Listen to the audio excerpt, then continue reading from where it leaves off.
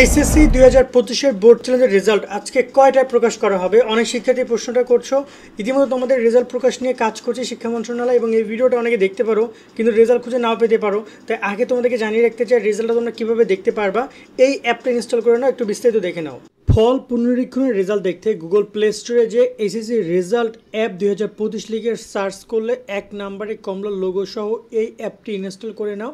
তারপরে app open করে ফল পুনরীক্ষণ অপশনে যে ফল পুনরীক্ষণের ফলাফলে প্রবেশ করতে হবে।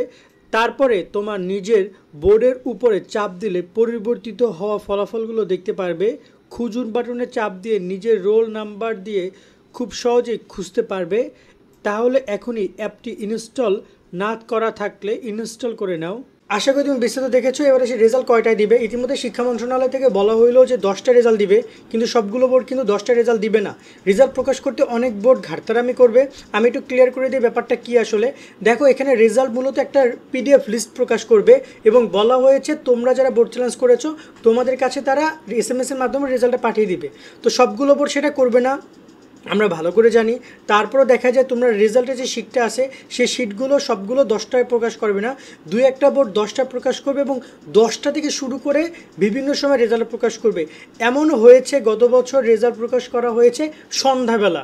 সেক্ষেত্রে তোমরা ধীরে সুস্থে থাকবা, বাট তোমরা বোর্ডের ওয়েবসাইটে একমাত্র রেজাল্টের এই তালিকাটা পাবা। তাছাড়া ওই যে অ্যাপসের কথা বললাম ওই অ্যাপসটা ইনস্টল করে নিও।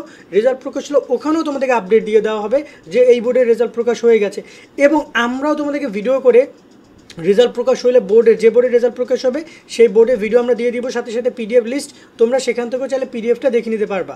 ওভারঅল রেজাল্টটা তোমরা সবাই পেয়ে যাবে, অত অধৈর্য হওয়ার কিছু নেই অথবা টেনশন করার কিছু নেই। যদি বোর্ড রেজাল্ট, অনেকেই কমেন্ট করবে ভাই এখনও রেজাল্ট পাই নাই। যদি তুমি না পেয়ে থাকো তার মানে রেজাল্ট দেয় নাই। আর রেজাল্ট দিলে অবশ্যই তোমাকে জানিয়ে দেওয়া হবে আমাদের মাধ্যমে বা ওই অ্যাপসের মাধ্যমে। সেক্ষেত্রে বলো তোমরা কানেক্টেড থাকো। আর একটা কথা অবশ্যই মনে রাখবা, যদি রেজাল্ট পরিবর্তন না হয় মন খারাপ করবে না, কারণ তুমি তোমার জায়গা থেকে ট্রাই করেছো। বাট নেক্সট টাইম তুমি ট্রাই করো আরও এসএসসি পরীক্ষা ভালোভাবে দেওয়ার, যাতে করে এরকম পরিস্থিতির জন্য তৈরি না হয়। আজকের মতো ভিডিও এখানে শেষ করছি। সকলে অনেক ভালো থাকবা। আল্লাহ হাফেজ।